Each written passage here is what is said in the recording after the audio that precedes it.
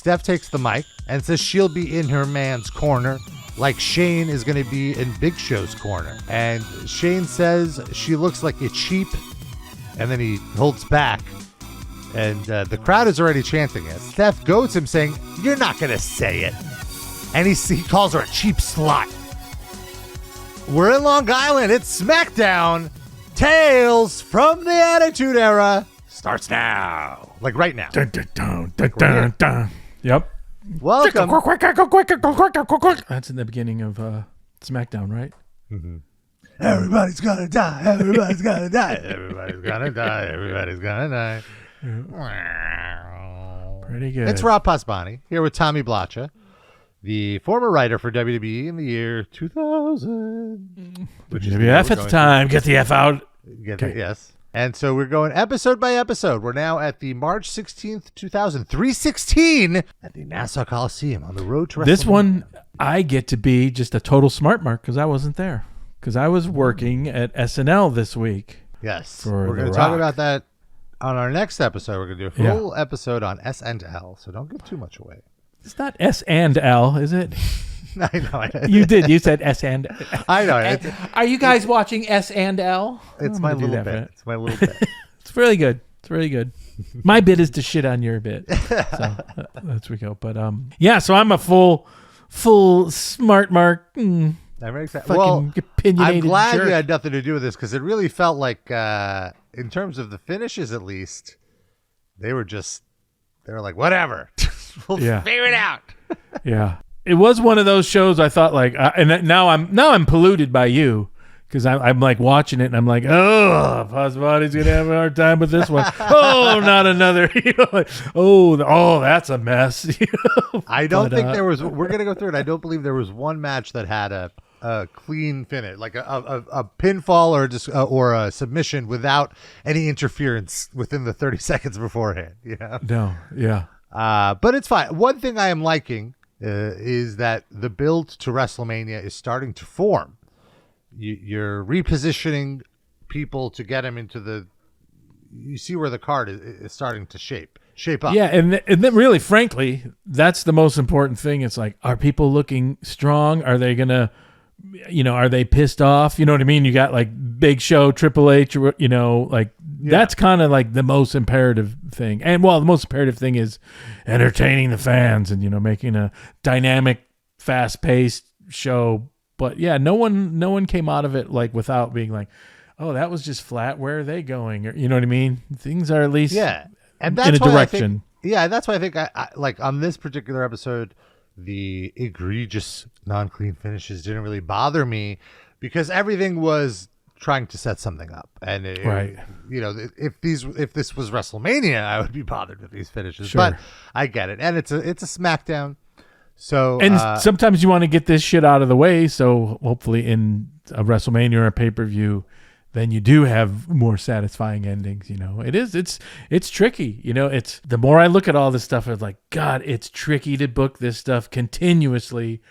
2 huge shows a week, 1 pay-per-view a month, leading up to stuff. We want impactful, because there's diminishing returns to clean finishes. Let's face it, you know what I mean? They become less impactful. It's difficult. Yeah. And in this era, I feel people were less likely to want to take the clean pin too. So it's also convincing people that it works. True.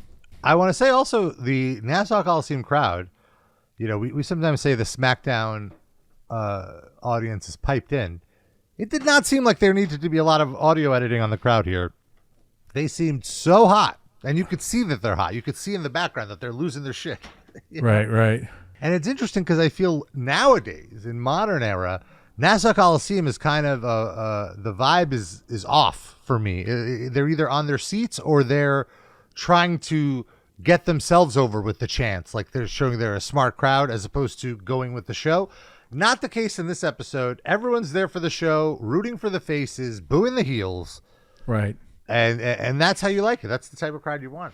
We talked about this before, and this isn't being just a naysayer or being someone that's like the old times were better, but the crowds are never as engaged now because of cell phones and things. People are like, I'm half into this and I'm putting my picture in. You know what I mean? It takes away some of the engagement. And I'm not saying, therefore, cell phones are bad or what have you. There's different levels of There's multiple levels of engagement, where back then, this was the last era of like people went to the show to just be, focused on the show, if that makes sense. And I think that's like if something cool is about to happen, nowadays the instinct is, I need to grab my phone. I need to shoot this, even though it's being broadcast to millions of people anyway.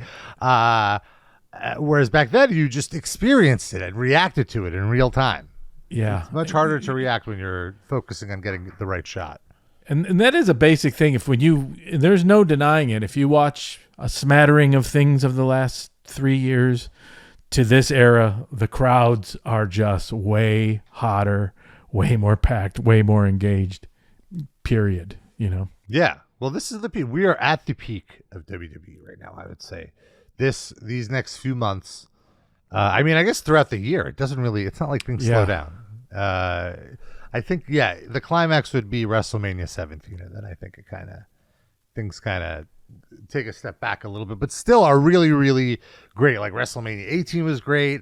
19 it's already like, you guys got to come up with some new ideas. Right. And then it became a different era, I would say.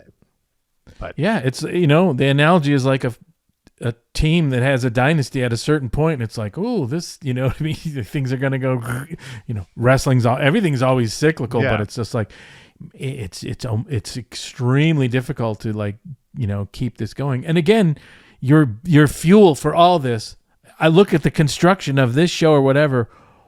Why was it over? Because Vince came back. Vince, what a talker. By the construction of a lot of this stuff, you could do the same thing if you didn't have all these superstars that were over. The same stuff is like, oh, that's flat. It's not about like the ideas were bad. It was like, no, the fucking promos were easy. The ideas were easy because then we hit the Rock's music and the place goes berserk. You know what I mean? Vince McMahon comes back out. Like I see some of the same constructed back and forth cameras, everything. And it's just flat, and it sucks because the people aren't over, so people shit on the storyline, and they're just like, now I've got something to say, and hand you the microphone, and it's like, oh, God, the clock's going tick, tick, tick, where this is like, we haven't even seen a match, and that opening segment was 18 minutes, and they're on fire, and they just had microphones, so, it's all about the stars being over, makes it so much easier to book. And the stars are over this episode. That is... Stars are over. Abundantly clear. We kick things off with... Hey, we need to pump up your announcing a little. If you were ringside, if you said, the stars are over, it's abundantly clear, they'd be like, Pasbani. Vince would be yelling at you. And it's abundantly clear. The stars are over. There you go. We kick things off with Shane McMahon. Shane and Big Show come out, and Shane goes... I know what you're thinking. I got what was coming to me. It's unacceptable, I think he says, for Vince to stick his nose into my business. Immediately, the crowd's like, we don't give a crap what you say. We're chanting for The Rock. Right. And again, The Rock, I'm guessing, probably got to the show late because he's at SNL. It's Tuesday. Tuesday is the big writing day, right? Like Tuesday night is the big... Well, not really. It's madness from Tuesday on. I can't remember the exact schedule, but like not really, because Tuesday's kind of like, or is it Wednesday? Is like almost like a fake pitch day. We'll talk all about that. Yeah. Well, we'll get to that. We don't have to dive into it. Okay. So, but the point I'm making is The Rock isn't really on the show too much. He's, he didn't really have much to do here because he's a busy guy, but it's fine because I didn't even really notice it until he came out in the last segment. I'm like, oh, this is the first time we're seeing him. Right. That's how hot the show was. A huge Rocky chant. Big Show reacts negatively, and Shane reveals that even though The Rock won on Raw, Big Show is still in the main event of WrestleMania. Because they never said, as part of the stipulation, that if The Rock wins, Big Show would be out. They just said that The Rock would be in. Thus, the match is a triple threat. Lawler seems shocked by this. As Big Show... I don't know why that cracks me up. He's like, wait, what? Huh? Lawler seems shocked by this. He was like, how is this possible? As Big Show takes the mic, huge asshole chants. He doesn't even get to speak.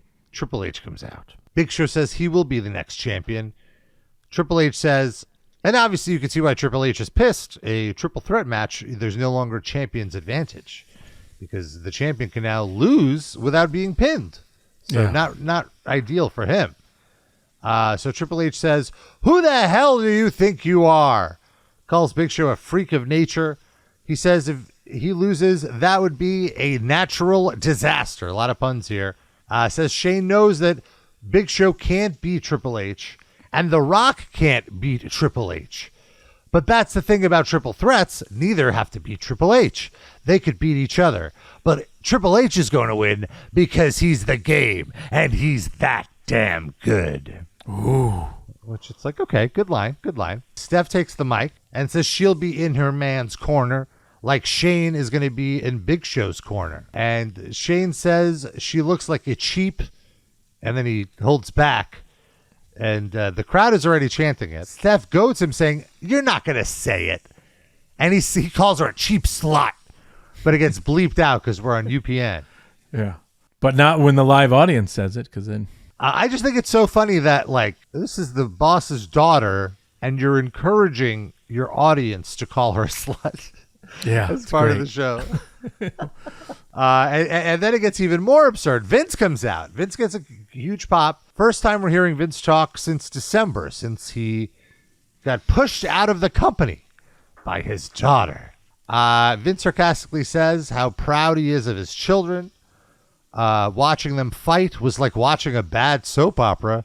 Is that a dig at the right? No, I don't think so. I think no. Yeah. He goes, why don't you just book yourselves on the Jerry Springer show and get it over with? Nice.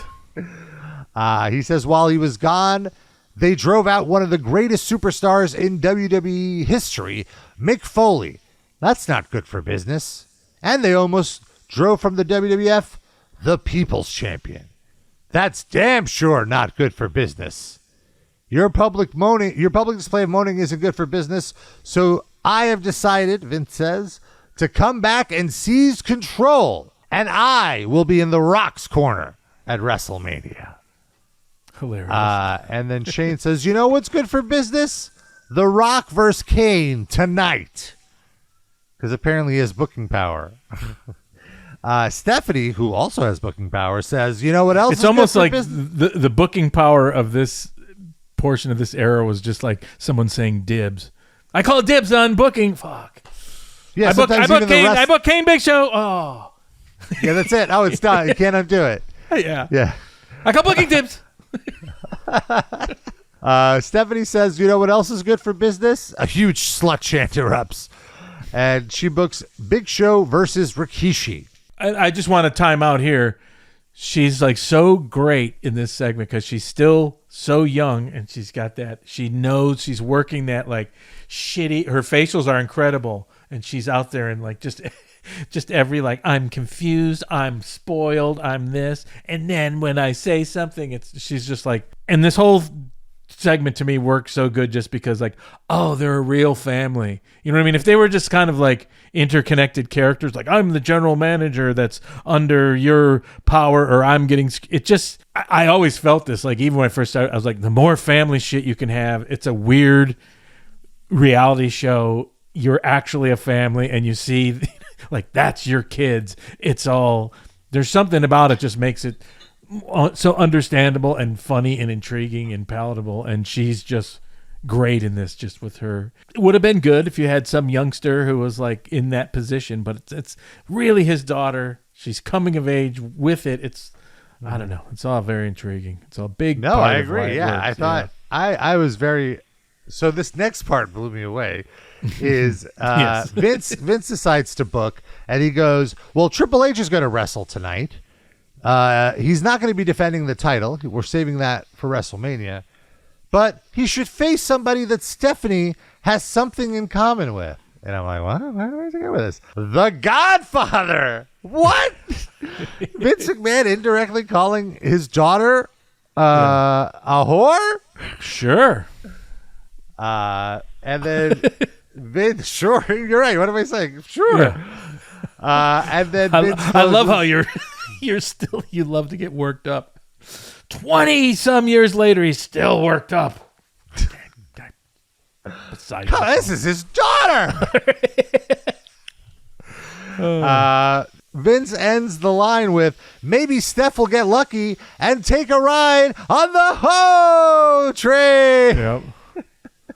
I know. And I could see always like, kind of, it's almost like the writing monologue jokes. Like, okay, let's put in, where's a point where he can say Ho train? Okay, what's the sentence? How do you know what I mean? Oh, you got to get it to the, after the fact and then right there, because that's going to be so pleasing. And just a small shout out to Kerwin. Just this segment was directed so cool. It was like, and I know it is sometimes like after it is a Smackdown, so you can really hone those like camera cuts, but it was like, she says something, cut to Stephanie's face scrunching, cut to that shot where her face is in the background and he's on, you know what I mean? It was just like, it was really like, that sometimes matters a lot, and it's like, it was a very cinematic, well-cut segment. So the advantage of Smackdown, a little post-editing. We get the WWF rewind to the hardcore match at Newark Airport on Monday. And we learn later today we'll see Crash Holly at Funtime USA. Yeah. I'm very excited about that. Yeah. We'll talk about it when we get to that segment. Then we have a surprising match. Edge and Christian versus the Dudleys for the tag team titles. Edge and Christian last month won a number one contendership for the tag team titles.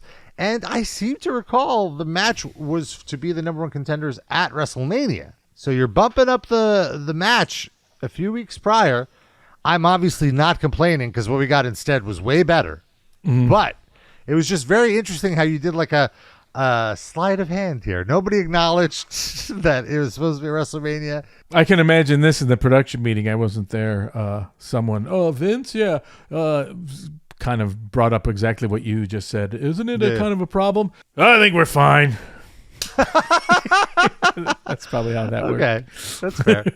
Yeah. A lot of that going on. There was a big recap, a full video montage of what the Dudleys did to May, which I think is important because you're getting over the Dudleys as these monster heels. And the match itself was very fun. It was a hot match. The crowd was so hot all night. Sometimes we talk on the show about how when the match starts, the crowd just sits on their hands. This wasn't the case. They were alive for the whole thing. For the whole 2 hours, they were so hot. It's a Tuesday night in Long Island. You know what, man? Vince is just one of the greatest talkers of all time. He ended that whole, you know what I mean? He heated up that whole place. He hadn't been around. You know what I mean? And it was just one of those. Sometimes it takes that first promo to really ignite the spark to keep for the rest of the show, basically. In I think this case, he's the catalyst for the show continuing super hot. You know what I mean? Just the way he, he's this ringmaster and he says his shit and they go out. And it wasn't like there wasn't a vacuum after, like, oh, go get popcorn. It was like, oh, what are we in store for? He's back. And just, I believe that's why. Yeah, there was a lot to look forward to, as you're saying. Like, there was a lot of fun stuff that was happening throughout the show to keep the crowd engaged, to keep them pumped up. It's a fun match. The end sees Devon knocking the ref down, but getting into position where Christian lands his finisher, the Unprettier. He has the visual pinfall. Terri runs down with a chair. Bubba grabs the chair, swings and misses, but now the pinfall attempt is broken up. One thing leads to another. The Dudleys hit the 3D. They steal the victory from Edge and Christian. This is now maybe 4 times that Terri has cost Edge and Christian the match. They're in the ring. They're very upset. Terri is walking backwards up the stage, celebrating, being like, ha ha. All of a sudden, the Hardies, the team that Terri used to represent, but turned on, they run down, they grab Terri by the hair, which would never happen today, throw Terri in the ring, and Edge and Christian now can attack Terri. And the crowd are salivating for this. Yes. They want this. But Edge and Christian are do-good baby faces. And Edge in particular is the mega babyface of the team, whereas Christian seems game, but Edge is like, no, you know what? She's just like, she's a woman. We can't attack. That's not fair. That's not fair. Let's get out of here, Christian. Let's lick up our wounds and fight another day. And so they're walking out. Christian walks out of the ring. Edge is leaving the ring. And as he's leaving the ring, he looks up at the Jumbotron, the Titantron, the Smackdown Roundtron, and sees Terri is behind him doing her devil dance, celebrating. And that's a step too far for Edge. Yeah. He just turns around and spears her. And the crowd pops. And you're almost just like, oh, that's justifiable because she was taunting him behind his back. That's right.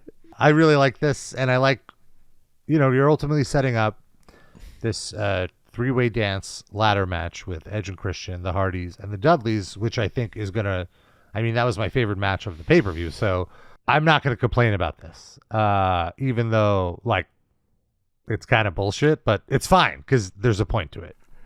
It kind of doesn't matter. Yeah, exactly. What I mean? Through these three teams in a ladder match. Yeah, I don't even. Honestly, it's not like I remember that. Yeah. I was absolutely watching this time. It takes a level 9 uber smart mark to be like, but why are they in the ladder match? Fuck you, right? Yeah. Well, I'm sure you're gonna explain that in the next week or two, right? Sure, we'll explain it. Yeah, you'll figure it out. Godfather comes out. It's his first time on SmackDown in a while. If you remember, there was the whole censorship issue, and one of the conceits that Linda McMahon made was that the more suggestive characters like Godfather and Val Venus would be kept off broadcast television, and you wouldn't say dirtier words like ass. I always loved the Godfather. It's funny because what you say is absolutely true, but really when you break it down, the Godfather is just like this feel good. He's almost like a Sesame Street version of a pimp wrestler. Totally agree. He's happy, he's friendly. Here comes the music and here comes the girls. There's something non-salacious about it in a weird way. I think it's because, in Hollywood, when you portray a pimp character, sure, they're pretty vicious and like short with their women, and we never saw Godfather like. Well, you could say there's a connective tissue, a throwback to like idiotic tropes, like what was his name on the old Starsky and Hutch TV series? There was a Huggy Bear. There was a pimp character who was their informant, but he was always like in just outfits, and they'd be like, "Hey, we need to know this." All right, man. But it was all like very, there was like a little very banal, very, very, very like kind of like and like all the white people. I love a big colorful pimp, the big hats and the leopards convertible, and all that aspect without the the dirty stuff. But yeah. So Godfather comes out with the hose. Interestingly, Michael Cole says he's coming out with his train. He doesn't say hose. Yeah. But then I think Godfather does say hoe train. Okay, so it's very inconsistent on. It's one of the weird, stupid things I love about pro wrestling. It's almost like because it's this like. The apparatus is trying to we're going to have to clean this up and okay, but it's still, the organism still escapes and lives. So then you end up with this ridiculous shit like that. Well, don't say hoe train, just say train. What is that? Is this really, what's going on? Yeah. Can he fight? Is he violent? But he's a pimp, but he's not, we don't say. What children are we saving by not saying hoe? It all just becomes this wonderful mess. It's just like, whatever. He grabs the mic. He says, there might be a place for Stephanie on the hoe train, but it would be in the caboose. And Triple H is incensed and attacks Godfather. I don't even know. You? I didn't even know why. It's like, is that really okay? You've called her a slut. Okay, fine. You're saying she can be in the hoe train, but in the caboose? He's saying, yes, she could be one of my sluts, but she has to go all the way in the back. She's one of the ugly sluts. It's like, is that it? Hey, don't you dare. Okay. If that's your take, my wife is going to be in your hoe train, she better be up front. Right. Is that worse? I guess. Okay. All right. I'm on board. Oh, caboose. Oh, what does that mean? Oh. So there's no finish to this match. Is that some kind of anal joke? Oh, I don't know. Got to put some WT-40 in that caboose. I'm surprised you didn't say, and Lawler appears shocked by this. Is that in your notes? Lawler appears shocked. I did it for the original one. Lawler seemed shocked is in my notes. I don't know why I enjoy that so much, but I do. Rob, do you need this note? It says Lawler seems shocked. Also, not Lawler was shocked. He seemed shocked. Seemed. I want to be clear. There's a post-it here. It says Lawler seems shocked. Do you need this for your thing? No? Okay. Short match. Godfather had most of the match, which makes sense. I was like, okay, I guess Triple H is the world champion. He has to win, but it is non-title. Right. And we haven't seen the Godfather in a while, so Shane and Big Show come out to interrupt. Shane gets on the apron, distracts the ref. Ref gets distracted. Stephanie's on the apron as well. And now with the ref distracted, Big Show attacks Triple H on the outside, rams him against the turnbuckle, gives him a power slam, rolls him in the ring. 1, 2, 3, Godfather gets the win. Yep. Triple H is pissed. Now, in terms of it's certainly not a clean finish, but it's always a nice rare treat, and it doesn't happen a lot. First of all, non-title matches are always funny. You always know something's weird when it's like, it's a non-title match, okay. And then when a champion loses a non-title match, that's always like that's a rare little treat. It's like seeing an albino deer or something. But like, wouldn't this mean that now Godfather is entitled to a world title shot, seeing as though he beat the world champion? Okay, I'm going to be Vince. You be in the production meeting. Vince, shouldn't this be? No! Okay. Hold on. Let me look through the WWE real like bylaws and a non-title match. I can't. No, there's nothing in here. Sorry. Just wanted to make sure. The APA, the Acolytes, come out with Mideon. Backstage, Al Snow about to come out with C. Blackman to face APA. And he's pitching an alien this time. It's a little person alien. Blackman knows the spiel now, so he's like, oh, that's great. I love it. Yeah, why don't you go outside? Why don't you go out to the ring? We'll be right behind you. And then Al Snow goes out and he just beats up the alien. Like, don't even think about it. I'm sorry. Blackman says, welcome to Earth is the line. And then he attacks the alien. This is a big boy match. A lot of stiff shots. All four men in the ring. This is like a dick waving contest. I remember there was once a it's like a dick waving contest. I don't think Paul can say that on UPN. Yeah. I remember that I read something about how JBL tried to start stuff with Blackman behind the scenes, and Blackman would have none of it, and eventually humbled JBL into apologizing to him or something like that. Yes, that's a pretty substantiated rumor that I think it's fact. I think both of them admitted to it. Yeah. But I no shame in apologizing to. I was going to say I can't imagine anyone with Steve Blackman. Testing Steve Blackman. I would not. So the finish sees Mideon trying to grab head. Let me try that again. Mideon grabs head. Wait a minute. I'm not getting out of this one. So Mideon grabs the mannequin head doll known as Head. There we go. Yeah. Oh, you've really cleaned it up. Tries to throw it to Bradshaw. Mideon's trying to get Head. What was that?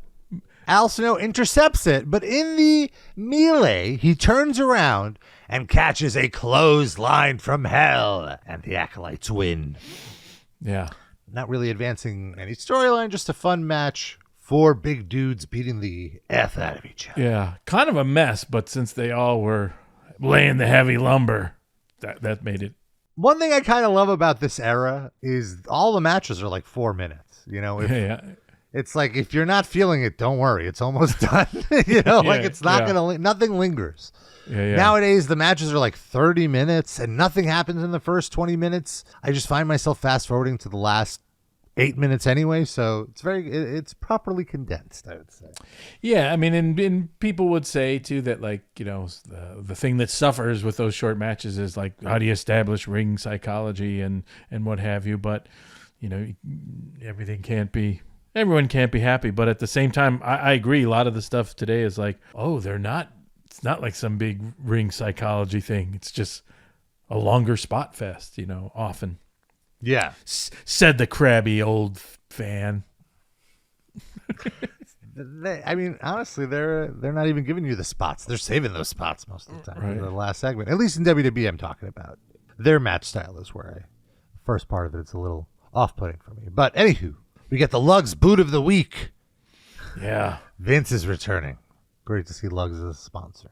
I wish I was there because I have a few pair of lugs. I still have a pair of lugs just from because that they would send this big super RV with all massive size lugs that they would just give out to everyone. So it'd be like that, like all the wrestlers, everyone would be wearing lugs because it was just like their sponsorship. They were so smart.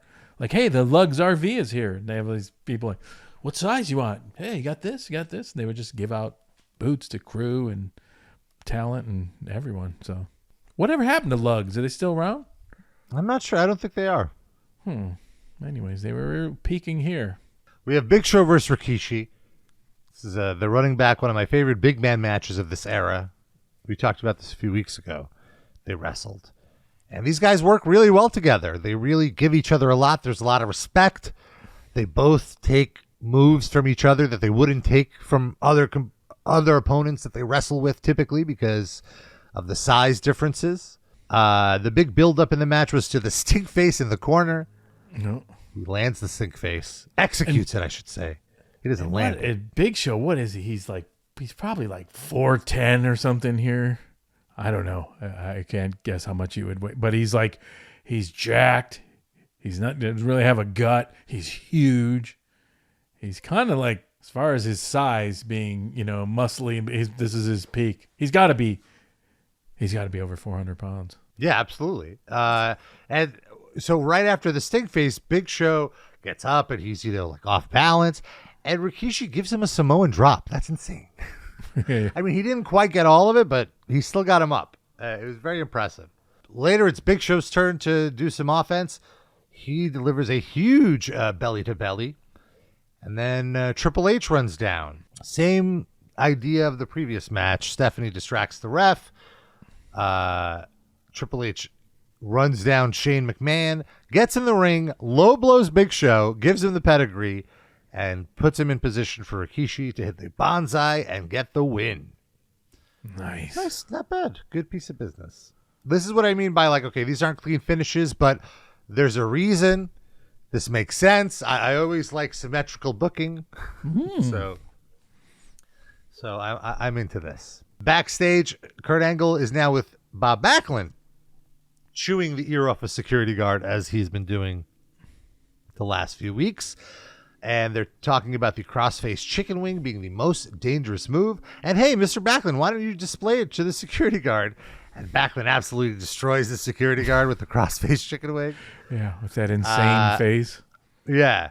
After the break, Big Show is destroying things backstage. He's very upset he lost. Should have saw it coming then. I don't know. Kurt Angle comes out. Still be upset even if you saw it coming. I guess that's true. Angle comes out. He says he realizes Long Island is going through some hard times, especially the economy here. He tells all the wives and men to watch out for Amy Fisher being set free from jail. And also your hockey team is in complete shambles. I feel like this was the most meta of his bits, where it's just like local crime, local hockey team. Yeah. And then you don't only have one hero tonight to cheer for, he says, but two. Mr. Bob Backlund is here as well. Right. Well, Nassau Coliseum, the Islanders, that was, it's not really a city per se out there, but that's kind of like the only thing going on there. And if you remember, there was a weird owner who became a sham and was a fraud who bought the team, and because they won 4 Stanley Cups in a row in the 70s. And then, so that's was a huge thing. And then this guy was going to restore it. And then it turns out no, he doesn't even have the money. He's a fraud. And it was a big scandal at the time. So that's what's the problem with topical stuff sometimes. Topical humor. Years later, you're like, what? But it was a big story at the time. As was Amy Fisher. My God. Yeah. That I remember. Just massive. Sure. Yeah. So Bob Backlund takes the mic and he says, "Ladies and gentlemen, you have fallen into a cavity and Mr. Angle will take you out of it." Jericho interrupts. He says, standing in the ring are the two biggest nerds in America. He chews them off and then chews them off. No, chews them out. Choose them off. Al Snow's head threw me off there. He's teaming with Taz, which is a cool team. Taz comes out. He says, you two are getting choked out tonight, and there's two things you can do about it. Nothing and like it. Nice line. Immediately an ECW chant. Is it? It's fine. Okay. Moving on. It's a very 90s wrestling line. Yeah. What was the best delivery of that? In Caddyshack.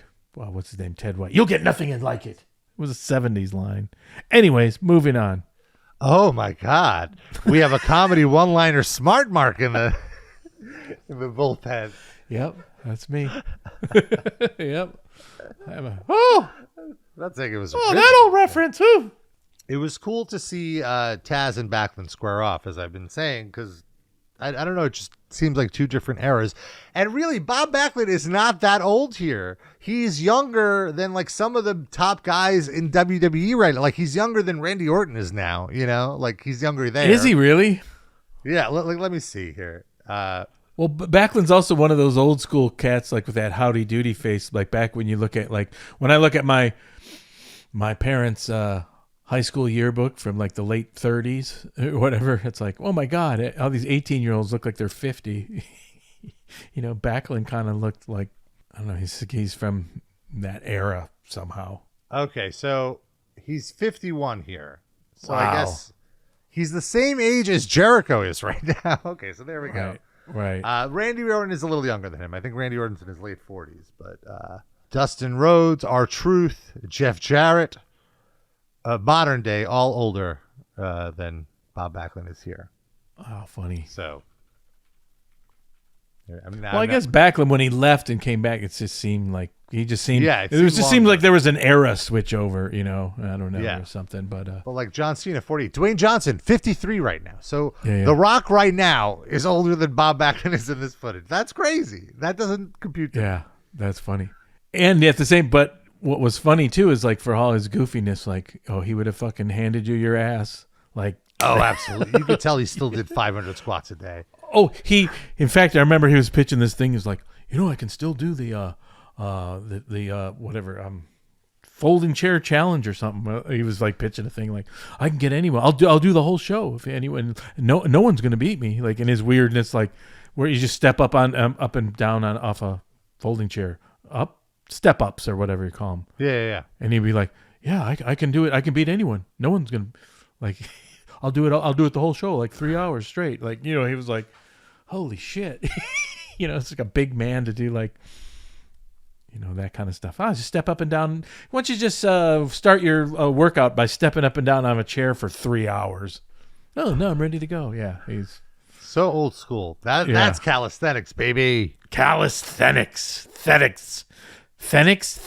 What is it? Calisthenics? Thetics. Oh, there's no N. Thenics with an N. There is an N. Yes, calisthenics. Oh, calisthenics.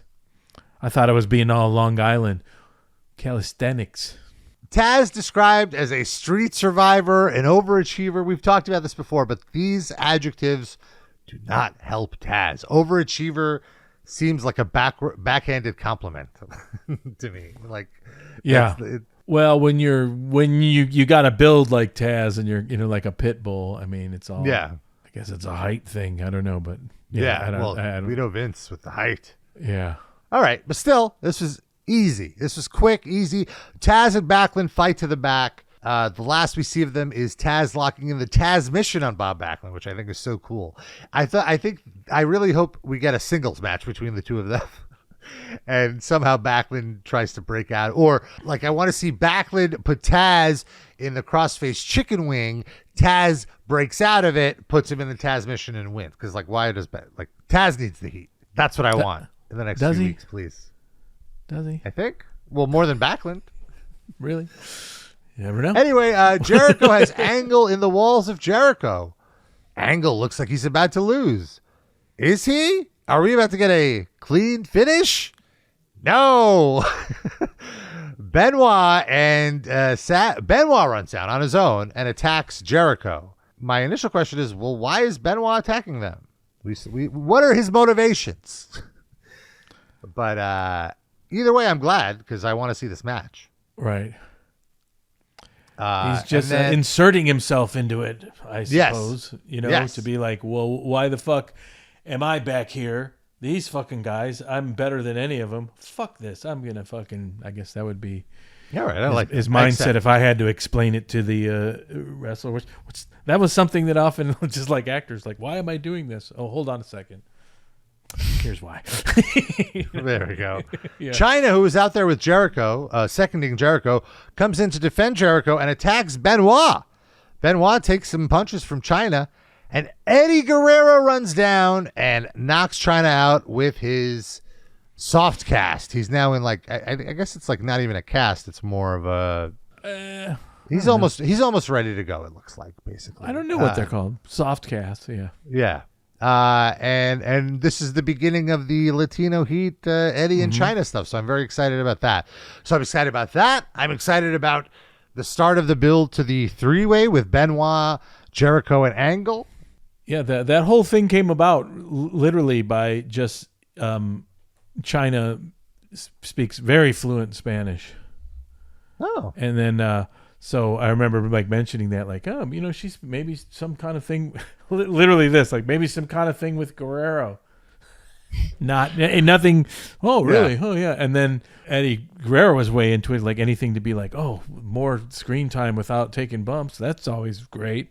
You know what I mean? And he just went into it like, oh, yeah, he's like enamored with her. And then it was weird because I don't think all during the bit, she never really spoke much Spanish. We never took advantage. Yeah, I don't think I remember that. But that was the impetus for it because she spoke very fluent Spanish. We cut to Coach backstage, who's about to introduce the hardcore title match. But Kane interrupts him and demands to know where X-Pac is. He runs off, and then Coach introduces, or no, I guess Michael Cole sends to the Funtime USA. Now, I have to say,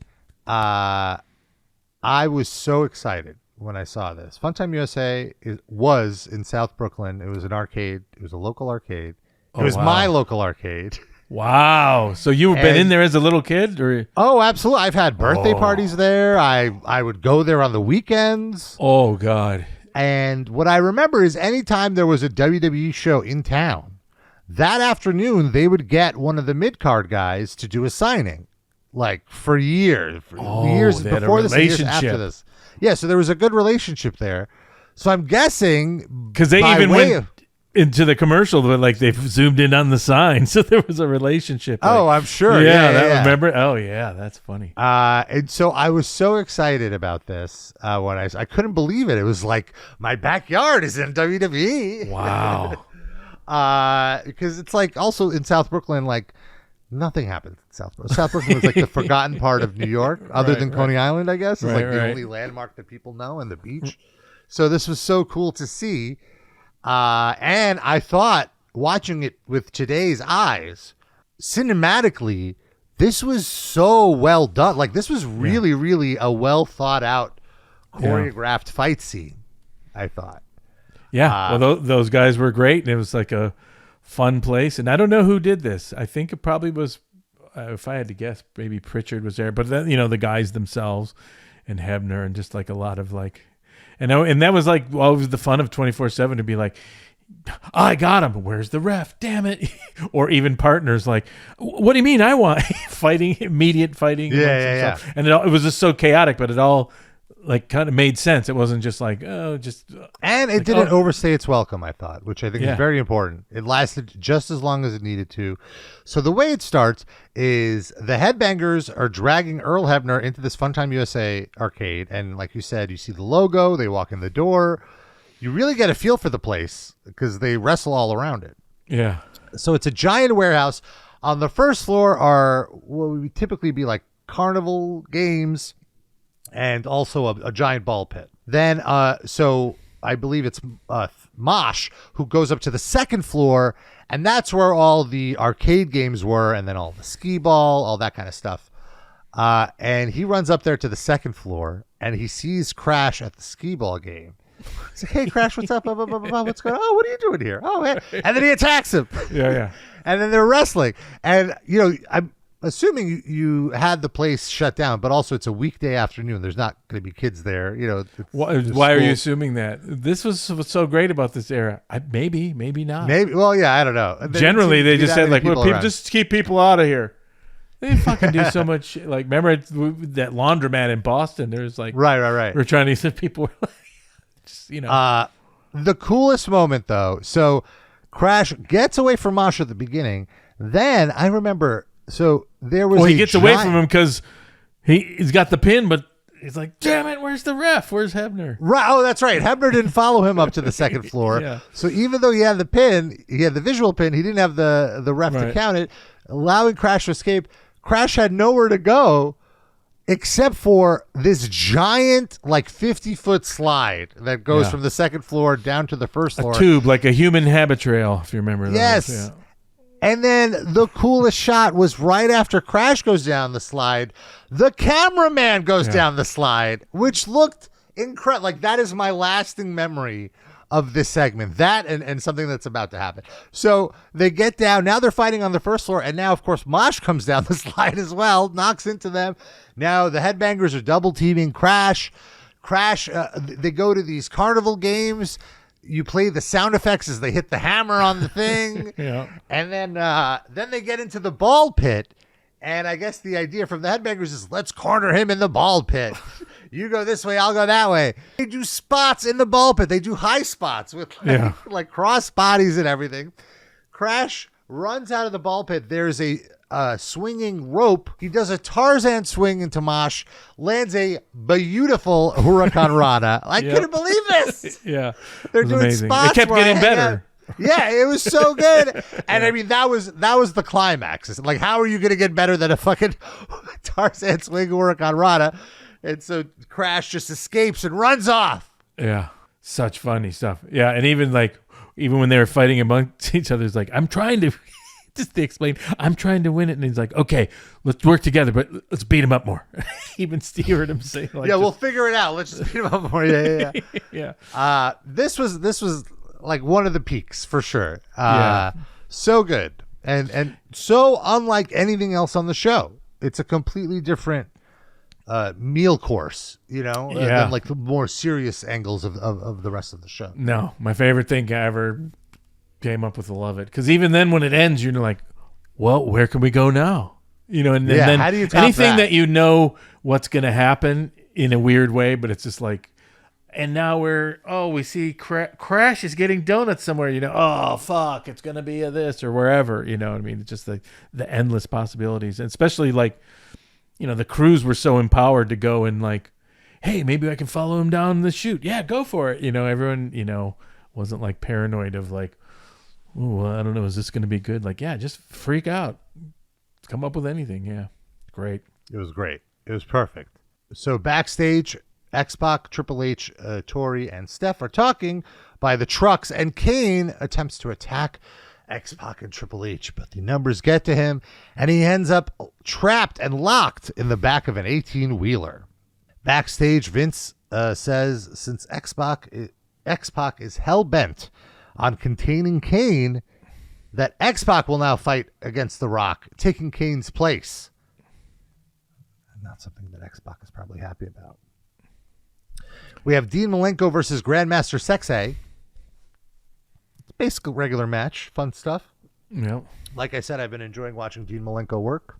Brian Christopher really brings it here as well. He understands this. I have to turn down the silly, turn up the wrestling. Right. But it's very brief. It's only a few minutes of wrestling, and then it's just a total schmoz with Scotty 2 Hottie trying to interfere, Eddie trying to interfere, and in the end, Grandmaster Sexy tries to go for his top rope leg drop, and Eddie successfully knocks him off the ropes, giving Dean the opportunity to get the quick victory. I imagine, like, at this point, it's like, even if this was set up where, like, oh, Dean Malenko's just going to win with his Texas Cloverleaf, Grandmaster Sexy would have been like, every other match ends in bullshit, but mine doesn't? No, I don't like that. Not saying that this happened, but after the match, Too Cool try to attack Eddie, but he escapes. As he's backing away towards the stage, Chyna runs down and gets revenge and attacks Eddie. Gives him a taste of his own medicine. She celebrates in the ring with Too Cool. This was a nice bookend to that segment from earlier. Or you could have booked this in the way like, how do we get Chyna dancing with them? Okay, let's fit it. Let's retro. She didn't dance with them though. Actually, they didn't do a dance segment. Yeah, you're right. Oh, never mind. I just saying sometimes there's the concept of retro booking, but this doesn't fit. You know, where you're like, how do we get to this point? And then you figure it out. You know, before. I guess I fucked up there. Sorry. I was waiting for the dance, but then I'm like, wait, but Rikishi's in here. Do they dance without Rikishi? Yeah. Then we have the Hardys against Benoit and Saturn. We learn that now this is a number one contenders match. Since the Edge and Christian are no longer number one contenders, I don't think it's fair that they lost their number one contendership when they got screwed. Maybe we'll learn more about that on Monday. Well, I'm just glad that you use the phrase contendership because I like when you do that. This is for the number one contendership. It's like a title. Yeah. I don't think I've ever heard any announcer call it a contendership besides you.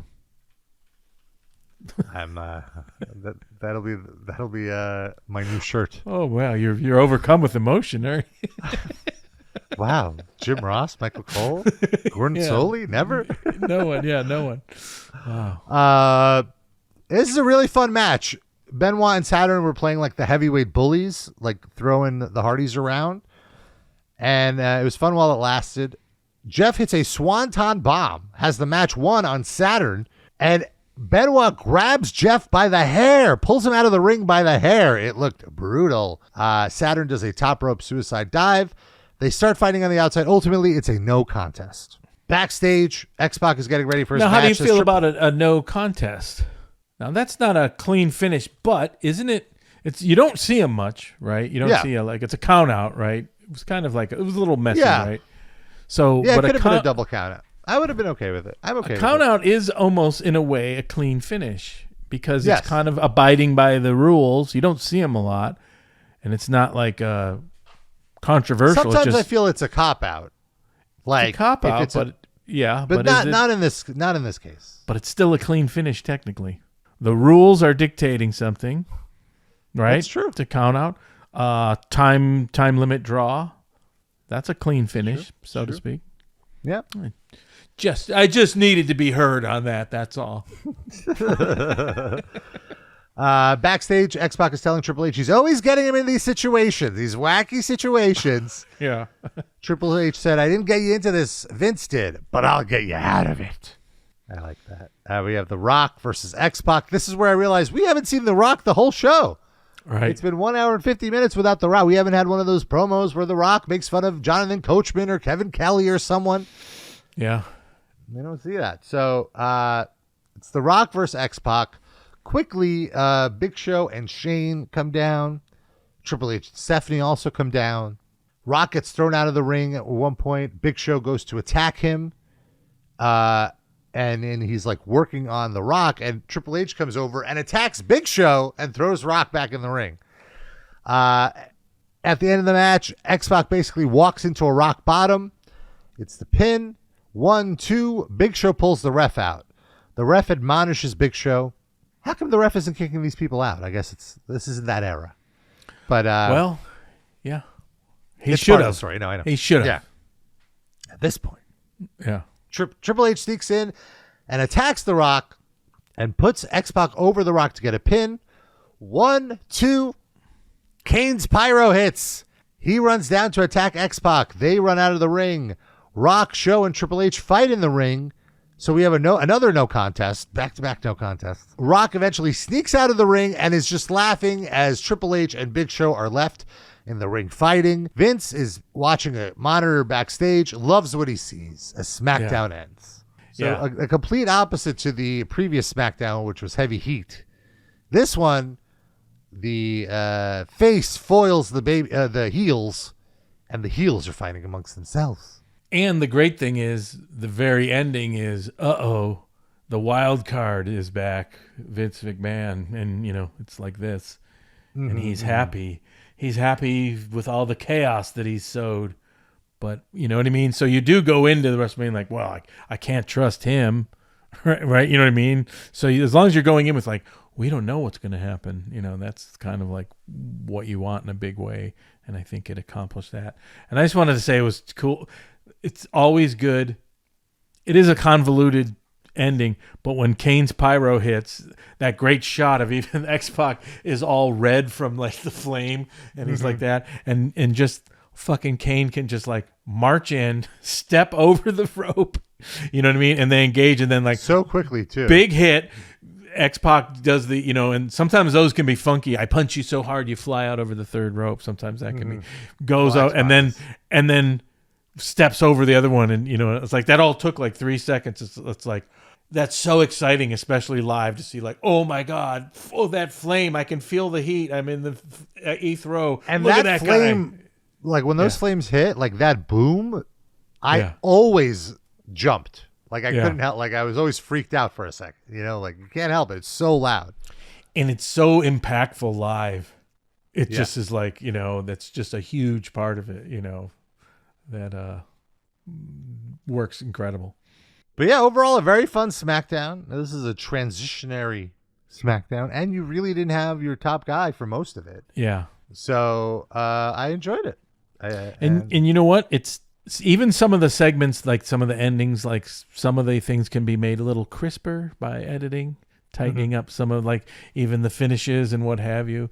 So that's the advantage of like SmackDown. I mean, Raw is like that live energy, which this has too, but you know, you could see like, oh, we can change this segment, we can put this here, and just all the camera shots were so perfect, you know, and that all like, sometimes I think that's not looked at anymore. It's kind of like, okay, the facial here, that. It's not looked at like directed so cinematically. I find this era did a lot of that better than now, even though now they'll do a segment or something where they're like, oh, we're going to make this very cinematic. But for overall, the way the live product is approached, it's like, I don't think it's quite as cinematic as here, even though this was much more rough around the edges and just in the hallways and bowels of auditoriums. What do you think? Do you think that's right or true? Or yeah, I would agree with that.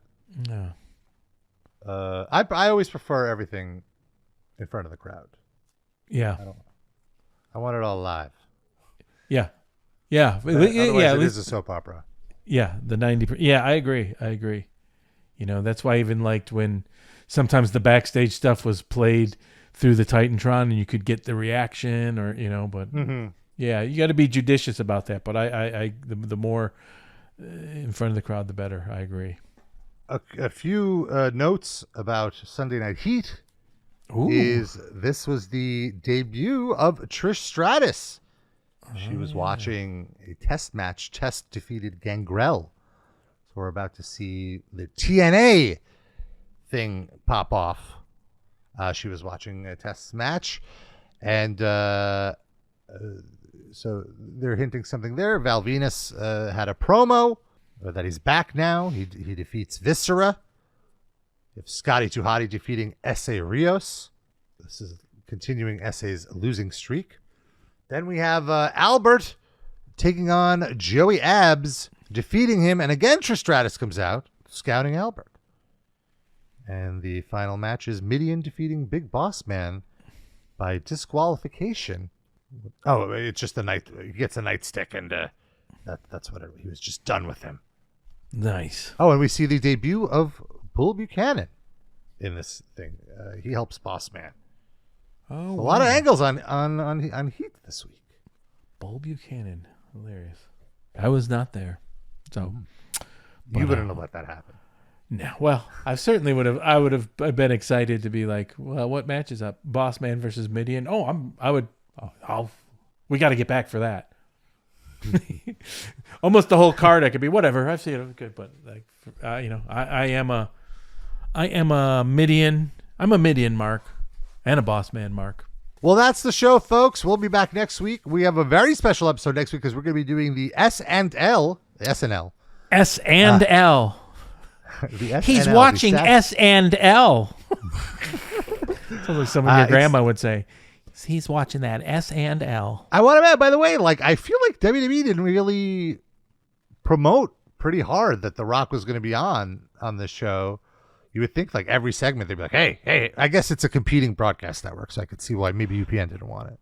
Or maybe there were commercials that we didn't see on the replay. I don't know. And also the whole thing came so fast out of left field. I am not privy to like when it was decided, who talked about it, this, that, and the other. Because I got I just got a call from Snow and that was like. Well, we'll talk about this next week. Okay. Don't give it away. We'll talk about it. We got plenty to talk about next week. So tune in. And of course, any questions or comments or criticism, tftattitudeera@gmail.com. Follow us on social media, TFT Attitude Era. We're out of here, folks. Thank you, as always, for tuning Chef's in. Kiss. Good job, Pasbani. You are all eligible for the #1 contendership for Tales from the Attitude Era. Contendership. I love it.